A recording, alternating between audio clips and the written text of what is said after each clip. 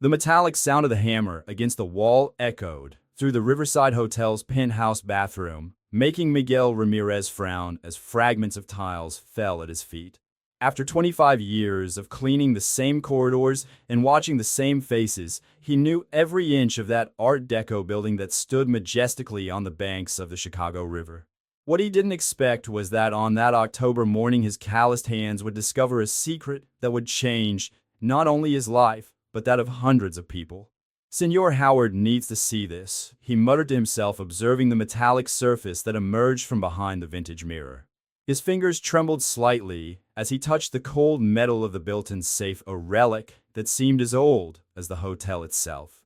Howard Mitchell, manager of the Riverside for 3 decades, had been more than a boss to Miguel. He was his mentor friend, and the first person who took him in when he arrived from the suburbs of Guadalajara with just a backpack and dreams bigger than his own courage.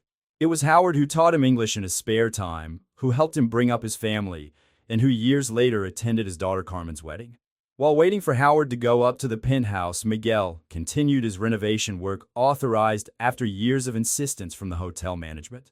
The bathroom in the presidential suite, with its golden taps and Italian marble, was in urgent need of an update.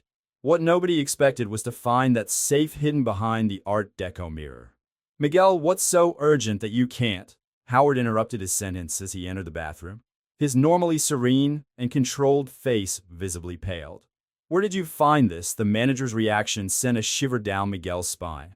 In all those years, he had never seen Howard lose his composure. "Behind the mirror, senor. I was doing the renovation you authorized and—" "Leave that to me," Howard cut in sharply, his voice taking on a tone Miguel had never heard before. "Finish your work somewhere else. I'll take care of it." That night, Miguel couldn't sleep. Something about Howard's reaction disturbed him deeply. During his night shift, he took advantage of the quiet of the hotel to return to the penthouse. The safe was still there, but now ajar. Curiosity was stronger than his usual discretion. Inside the safe, he found a weathered folder. The yellowed pages contained meticulous records of financial transactions, the names of prominent Chicago politicians, and astronomical sums. Among the documents, he recognized the names of members of his community, immigrant workers, who like him had arrived in the city in search of a better life. With a heavy heart, Miguel began to put the pieces together. The numbers didn't lie. The Riverside Hotel was a front for an elaborate money laundering operation. But what disturbed him most were the notes about special labor, a euphemism for slave-like work involving immigrants desperate for a chance in the country of their dreams. Sitting on the cold floor of the bathroom, Miguel held in his hands not just documents, but the weight of an impossible decision. Reporting it would mean betraying Howard, the man who had changed his life. It would mean possibly destroying the hotel that had been his second home for so long. But remaining silent would make him an accomplice in a scheme that exploited people like him, like his family, like his friends in the Latino community. The next morning, he watched Howard greet guests in the lobby with his characteristic smile. He saw him help an elderly woman with her bags, tip the porters generously, console a child who had lost his toy. How could it be the same man who took part in such a cruel scheme? Carmen, his 23-year-old daughter, who was studying law at Northwestern University, always said that the truth was like water, it always found a way to surface. Miguel thought of her, of his pride at seeing her be the first in her family to attend university. He thought of all the other parents who, unlike him, were not lucky enough to find a legitimate path to support their children's dreams. The decision took shape in his heart even before his mind had fully processed the consequences. On a rainy Thursday, Miguel Ramirez walked into the FBI office in Chicago, carrying with him not only the evidence of the criminal scheme, but also the weight of 2.5 decades of shattered loyalty.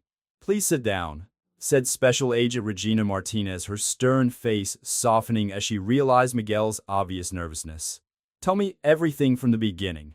And so, as the rain pelted the windows of the federal office, Miguel began to unearth a story that had been hidden for as long as that safe behind the mirror. A story that would prove that sometimes to do the right thing you have to break your own heart. Agent Regina Martinez listened intently as Miguel recounted the details of his discovery at the Riverside Hotel. Her deft fingers typed every word into the computer, occasionally pausing to ask specific questions about dates and names. The FBI office, with its gray walls and austere furniture, seemed to suck all the color out of the outside world.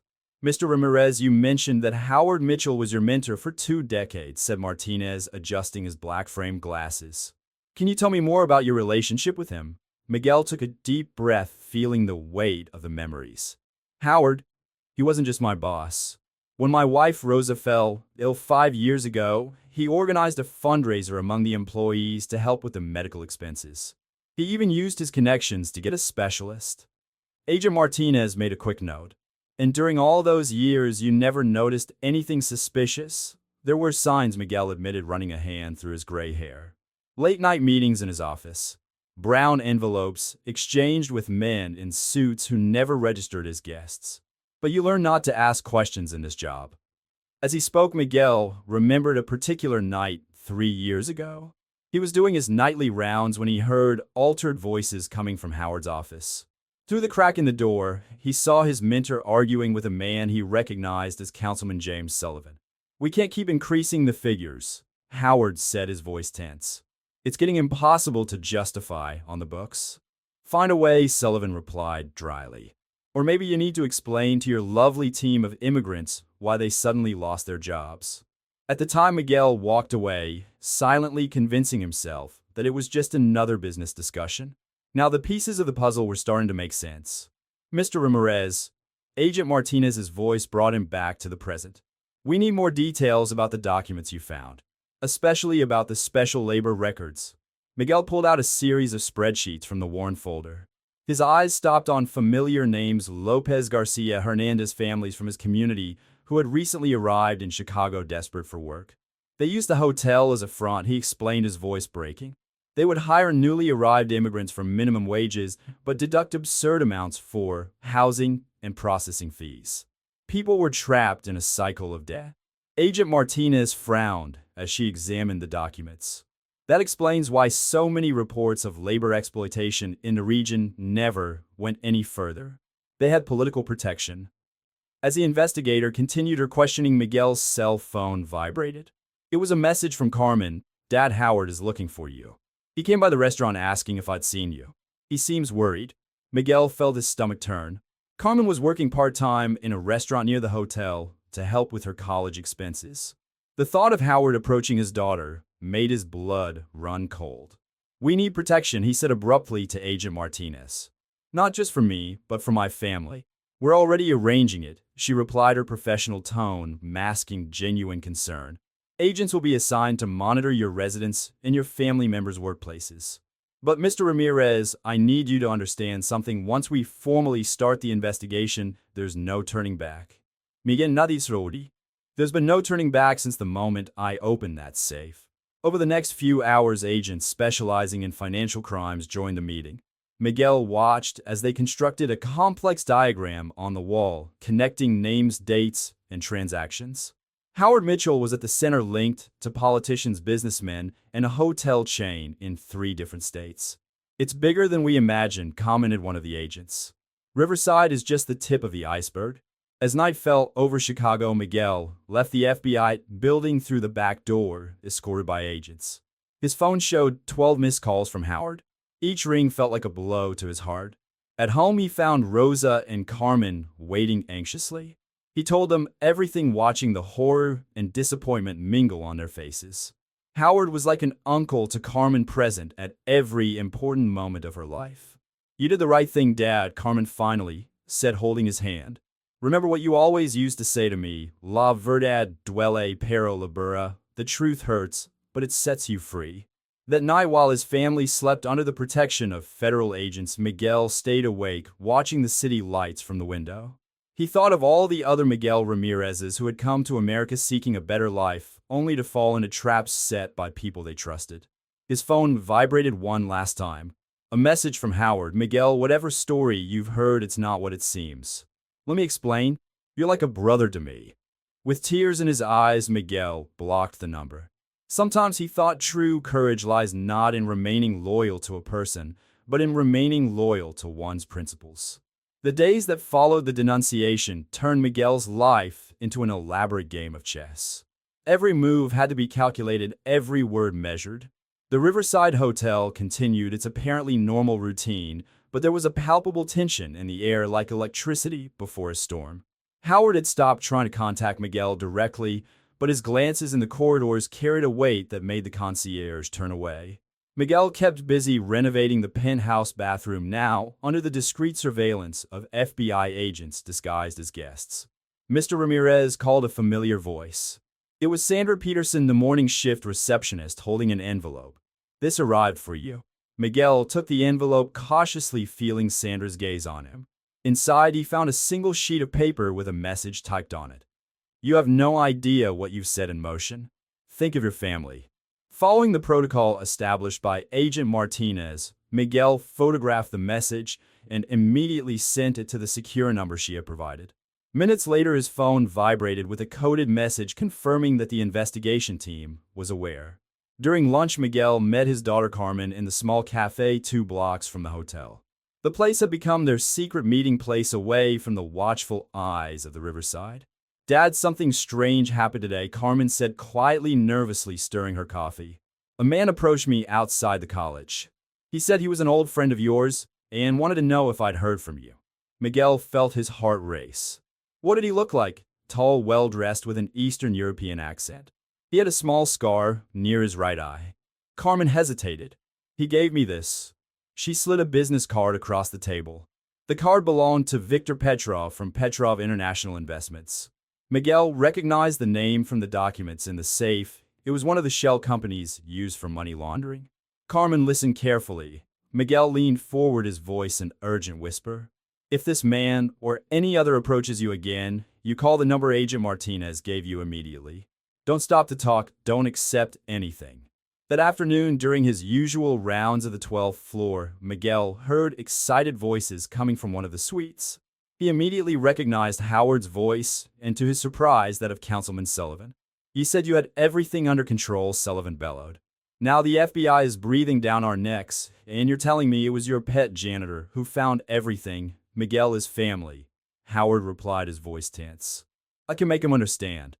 I just need time. Time is a luxury we no longer have, Mitchell. The shipment arrives in 3 days, and we need to be clean by then. Take care of your janitor, or we will." Miguel walked away, silently, his heart hammering in his chest. 3 days. Whatever was coming would happen in 3 days. Back at the FBI office, Agent Martinez was coordinating an expanded team. Maps and photos covered the wall's red lines, connecting seemingly disconnected dots. "What we've discovered goes far beyond money laundering," Martinez explained, pointing to a complex diagram. "The network uses hotels all along the East Coast to facilitate human trafficking. The Riverside is just one of the distribution points." "What about this Petrov guy?" Miguel asked, showing the card Carmen had received. Martinez typed quickly into his computer. "Victor Petrov, known in certain circles as the accountant. Specialist in setting up shell companies to launder money from human trafficking. Wanted in 3 European countries, but always one step ahead of the authorities." The mention of human trafficking reminded Miguel of details that had previously seemed insignificant. The groups of tourists who arrived late at night, always accompanied by men in suits. The young women with frightened looks on their faces who never left their rooms. The whispered conversations in Eastern European languages in the empty corridors. "How could I have been so blind?" he muttered to himself. "Don't blame yourself," Martinez replied, his voice softening. "People like Petrov and Mitchell are experts at hiding their operations in plain sight. The important thing is that we now have a chance to stop them." On the way home, Miguel noticed a black car following him at a distance. Following the agent's instructions, he made a series of random turns until he was sure he was being followed. He then activated the tracker on his phone and drove to a predetermined location where an FBI team was waiting. The pursuer's car disappeared before it could be intercepted, but the message was clear: the siege was closing in. At home, Rosa was waiting for him with a worried expression. "Miguel, Howard came over today." What? Miguel felt his blood run cold. "What did he want to talk to you?" He said it was all just a misunderstanding that he could explain. Rosa hesitated. He was different, Miguel. His eyes, there was something desperate in them. Miguel hugged his wife, feeling her body tremble. 25 years of friendship and trust couldn't be erased in a few days, but the truth had a price that had to be paid. 3 days, thought Miguel, watching the city lights through the window. In 3 days, something big would happen at the Riverside Hotel. In 3 days, lives could be saved or lost. In 3 days, true loyalty would be tested. His phone vibrated with a message from an unknown number. Sometimes you have to destroy something to save it. Tomorrow noon in the place where it all began. Miguel recognized Howard's enigmatic style. The place where it all began could only be one, the bathroom in the penthouse where the safe had been discovered. The question was this a date for redemption or a trap? The night dragged on as Miguel pondered his next move on the deadly board that his life had become. One thing was certain: there was no more room for half-truths or divided loyalties. The moment of truth was coming, and he had to be ready to face it. The clock at the Riverside Hotel struck 11:45 when Miguel entered the service elevator. Agent Martinez had insisted on placing a tactical team strategically positioned around the hotel, but Miguel convinced her to keep her distance from the meeting with Howard. He'll notice if there are agents around, he argued. And we need to know what's going to happen in 3 days. Carrying his usual toolbox, now equipped with a recording device provided by the FBI, Miguel tried to control the trembling in his hands. The elevator stopped on the top floor, and the penthouse corridor never seemed so long. Miguel. Howard's voice came from inside the renovated bathroom. He was sitting on the edge of the luxurious bathtub, looking like he'd aged a decade in a few days. You came. You knew I'd come, Miguel replied, keeping a calculated distance. I've always trusted you, Howard. For 20 years. And you still can. Howard stood up slowly. Everything I've done, every decision I've made has been to protect the people who work here. You don't understand how much bigger this system is than us. Miguel felt a twinge of pain when he saw the sincerity in his former mentor's eyes. Explain it to me then. Make me understand how exploiting people in our community is protecting them. When I took over the management of the Riverside, I discovered that the hotel was already being used for illicit operations. Howard began to pace around the bathroom, his voice low and controlled. I tried to change things to blow the whistle. Do you know what happened? 3 employees disappeared. Their families received visits. The message was clear. So you decided to participate rather than fight. I decided to work inside the system to ensure that people had as little dignity as possible, that families like yours could build a life here. Howard stopped staring at Miguel. Why do you think I was so insistent on hiring you? Why did I help so many immigrants get documentation? Miguel felt his resolve waver. What about the people on the papers, the ones stuck in endless debt? It's complex, Miguel. Petrov and his associates. They're not people you can just negotiate with. What's scheduled to happen in 3 days? Howard hesitated, glancing nervously at the door. It's bigger than anything they've ever done before. Dozens of people will be brought across the Canadian border. The janitor felt his stomach turn. That's why the renovations in the West Wing to accommodate that shipment. Howard nodded gravely. What if I said I could help, that I could provide information, names, routes, but I need guarantees. Protection for my family, for the people who trust me? Before Miguel could reply, heavy footsteps echoed in the corridor. Viktor Petrov appeared in the bathroom doorway, flanked by 2 men in suits. What a touching meeting. Petrov smiled, his scar near his eye twitching. The mentor and his protege. Unfortunately, Mr. Mitchell, your usefulness has come to an end. It all happened in a matter of seconds. Howard pushed Miguel behind the marble counter as Petrov's men drew their weapons. The sound of gunfire was muffled by silencers, but the impact of the bullets on the marble was deafening. Miguel, the vault, Howard shouted, launching himself towards Petrov. In the chaos that followed, Miguel understood Howard's plan. While his mentor fought off the henchmen, he bought Miguel enough time to reach the safe behind the mirror. Inside, in addition to the documents he already knew, was a USB stick. It's over, Mr. Mitchell. Petrov's cold voice cut through the air, followed by a single gunshot. Miguel watched in horror as his friend of 2 decades fell. Howard still found the strength for one last meaningful look before his eyes lost their shine. Sirens began to sound in the distance. The FBI team monitoring via the recording device was on its way. Petrov and his men quickly fled, leaving behind Howard's body and a shocked Miguel. Hours later at the FBI office, Agent Martinez was analyzing the contents of the USB stick. It's extraordinary, she muttered. Howard had been documenting everything for years. Names, dates, offshore accounts, trafficking routes. He built a complete case against the entire organization. He knew this would happen, Miguel said softly, an untouched cup of coffee in his hands. He knew Petrov would find out about the complaint. That's why he arranged the meeting, why he made sure I was there to pick up the evidence. Your friend was a complex man, Mr. Ramirez, Martinez commented. He took part in terrible acts, but in the end, he chose the right side. Miguel thought of all the times Howard had protected him, how he had created a system within the system to help people like him. He tried to do the right thing the wrong way for a long time, he reflected. In the end, he did the right thing the only way he could. Howard's funeral was low-key, but the number of Riverside employees and former employees who attended spoke volumes about his contradictory legacy. Carmen held her father's hand as the coffin was lowered into the ground. People aren't just good or bad, are they, Dad? She asked softly. No, Mija, Miguel replied, silent tears streaming down his face. Sometimes we make bad choices, trying to do the right thing. The important thing is to find the courage to fix our mistakes before it's too late.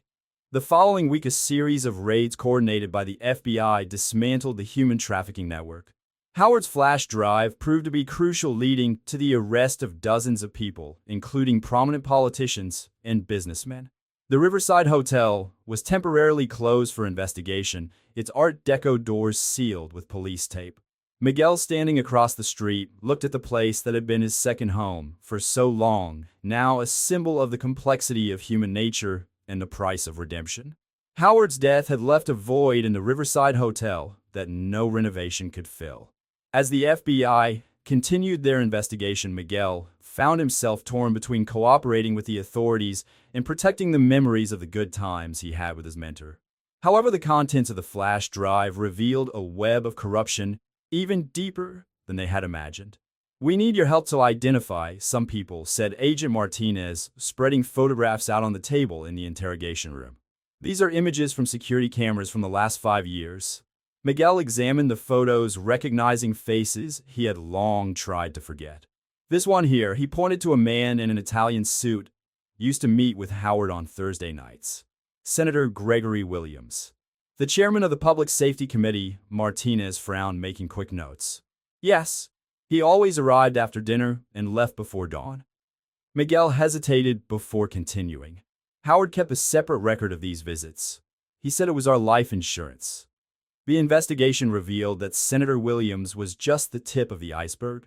The flash drive contained evidence of a network that stretched across 3 continents, connecting politicians, businessmen, and criminals in an elaborate human trafficking and money laundering scheme. Carmen, who had started assisting in the investigation due to her legal knowledge, spotted a pattern in the documents. Dad, look at this, she said, pointing to a complex spreadsheet. Every time Howard made a record of a suspicious transaction, he also documented an action to help immigrants. It was like he was keeping a moral balance. Miguel felt his heart squeeze. Even in the shadows, Howard tried to keep a light on. He was trapped in his own labyrinth, he muttered. The investigation took a new turn when Rosa, Miguel's wife, recognized one of the women in the photographs. Maria Gonzalez, she said, her voice trembling. She worked in hotel laundry for 3 months and then disappeared. Howard said she'd gone back to Mexico. Martinez quickly cross-checked the information. Maria Gonzalez was last seen boarding a flight to Dubai. We suspect that she is one of the victims of international trafficking. The case began to attract national media attention. Reporters camped out in front of the Riverside, waiting for any crumb of information. Miguel watched from a distance, protected by the FBI's witness program. One night, while reviewing more documents at the federal office, Miguel found something that made his blood run cold. It was an old photo from 15 years ago, showing Howard next to Victor Petrov at a gala party. Among them was a young woman, whom Miguel recognized immediately, Angela Mitchell, Howard's late wife. They had known each other for much longer than we imagined, Miguel told Agent Martinez. That changes everything. The investigation revealed that Angela had died in a suspicious car accident 2 weeks after this photo was taken. Howard never remarried, and it was after this period that he became more deeply involved in the hotel's illegal operations. It wasn't just about money or power, Carmen concluded, looking through the documents. It was about revenge. The FBI organized a special operation for the day the shipment was scheduled to arrive. Miguel provided detailed information on all the entrances and exits to the hotel, including secret passageways that didn't even appear on the official floor plans. Howard documented everything, explained Miguel, showing a detailed map. Every escape route, every hiding place. It was as if he'd been preparing for this moment for years. The operation was a success. Dozens of federal agents strategically positioned managed to intercept 3 vans that were trying to enter through the hotel's underground garage. Inside, they found 27 people, including 12 minors, all destined for international trafficking. Viktor Petrov tried to escape through one of the secret tunnels, but was surprised by agents who already knew the route thanks to Howard's notes. During his arrest, he looked directly at Miguel and smiled. Howard was always weak, he said in his heavy accent. That's why Angela had to die. The confession captured by the agent's body cameras was the final piece of the puzzle. Howard had spent 15 years infiltrating the organization, gathering evidence, and waiting for the right moment to destroy it from the inside. He could have told me, Miguel said to Carmen as they watched the demolition of the west wing of the hotel where most of the illegal activities took place. We could have done it together. Maybe you wanted to protect you, Carmen replied softly. Sometimes the people we love the most are the ones we keep furthest away from danger. The press dubbed the case The Secret of the Mirror, and soon there were proposals for books and documentaries. Miguel refused all interviews, preferring to honor Howard's memory in silence. A week after the arrest, Miguel received a letter sent by Howard a few days before his death. Inside, as well as an apology, was a final confession. Miguel, you were the son I never had. Your honesty reminded me every day of the man I used to be, of the man I still wanted to be. Forgive me for tainting that purity with my shadows. As the city of Chicago tried to process the scandal that shook its political and social structures, Miguel began to understand that sometimes the greatest battles are fought in silence, and that true heroes don't always wear capes. Sometimes they wear hotel managers' uniforms and carry secrets too heavy to share. 3 months after the fall of the Riverside Hotel's criminal empire, Miguel was looking at the city of Chicago from a different angle. From the window of his new office in the FBI's Financial Crimes Division, where he now worked as a civilian consultant, the city seemed smaller, less threatening. Mr. Ramirez, we've found one more connection, said Lisa Chin, a young analyst, placing a folder on her desk. 3 other hotels on the East Coast used the same system as Howard to document illegal operations. Miguel examined the documents, recognizing the meticulous pattern of his former mentor. Howard was always organized, even in his sins, he muttered, a sad smile playing on his lips. The investigation had expanded far beyond Chicago. Howard's flash drive turned out to be a detailed map of the human trafficking underworld in the Americas. Each hotel in the chain had its own hidden safe, each manager his own list of secrets. The difference was that Howard had turned his records into a weapon against the system that had corrupted him. Dad, Carmen entered the office carrying her law school folder. After the scandal, she had gotten an internship at the federal prosecutor's office working on human trafficking cases. You need to see this. She spread some photographs out on the table. They were old pictures of the Riverside Hotel dating back to when Howard took over as manager. In one of them, Angela Mitchell was smiling next to her husband during the opening of the hotel restaurant. I found it in the prosecutor's files, Carmen explained. Angela wasn't just Howard's wife. She was an undercover FBI agent. The revelation hit Miguel like a punch in the gut. Suddenly, all the pieces fell into place. Howard's commitment to documenting everything, his reluctance to involve other people, the way he protected certain officials while participating in the criminal scheme. He continued her mission, Miguel concluded, his voice breaking. After Petrov discovered her, and after the accident, Howard decided to finish what she started. Agent Martinez, who had quietly entered the room, added, Angela Mitchell was about to expose the entire operation when she died. Howard spent 15 years building the case that she couldn't complete. The weight of this truth made Miguel reconsider every moment shared with his mentor. The nights when Howard seemed lost in thought, the moments of inexplicable melancholy, the way he always insisted that Miguel maintain his integrity. That's why he chose me, Miguel said softly. He saw in me someone who could do the right thing when the time came. The reconstruction of the Riverside Hotel began in the spring. The new management, overseen by a federal commission, turned the place into a support center for immigrants and victims of human trafficking. Miguel was invited to join the board of directors, a position he accepted on the condition that part of the profits would go towards scholarships for employees' children. Rosa, his wife, began working in the program to assist families affected by the criminal scheme. Her experience as an immigrant and her generous heart made her a natural bridge between the institutions and those who needed help.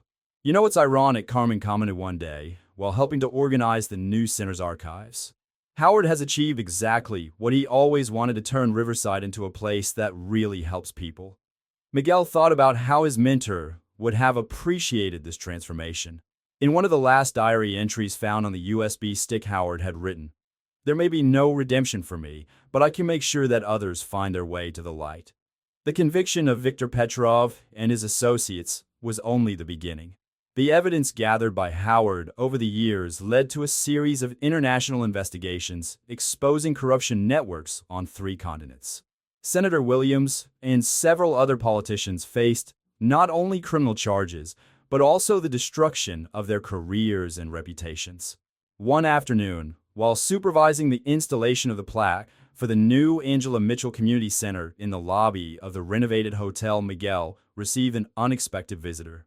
It was an elderly woman who introduced herself as Margaret Mitchell, Howard's mother.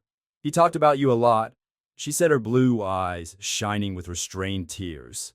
"The few times we spoke, he always mentioned how you reminded him of himself before everything, before Angela." Margaret handed Miguel an old box. Inside were photographs, letters, and Howard's personal diary. "He would have wanted you to have this, to understand." That evening, alone in his office, Miguel immersed himself in Howard Mitchell's memories. The diary revealed a man torn between the desire for justice and the weight of guilt, between the need for revenge and the hope of redemption. The last entry, dated the day before his death, read, "Miguel found the safe today. The circle is about to close. Angela, my love, I can finally keep our promise. And Miguel, my friend, my brother, forgive me for making you carry this burden. But of all the people I've met in this tarnished life, you're the only one who has kept your light intact." The new Riverside Hotel became a symbol of transformation in Chicago. Tourists still stayed there, but now they shared the corridors with support groups, English classes, and job training programs. The mirror in the penthouse bathroom has been preserved, a silent reminder of how the truth, even hidden for years, always finds its way into the light. Miguel continued his work at the FBI, using his experience to identify similar patterns in other establishments. Each case solved, each victim rescued, was a silent tribute to Howard Mitchell, the man who chose the longest and most painful path to do the right thing. "People are like mirrors, Mija," Miguel told Carmen one night watching the lights of the renovated hotel. "They reflect what they see, but they also keep secrets behind their surface. The important thing is not what we hide, but what we choose to reveal when it comes to the truth." Carmen smiled, understanding that her father wasn't just talking about Howard, but about all of us caught between our shadows and our light, struggling to find the right path in a world of difficult choices.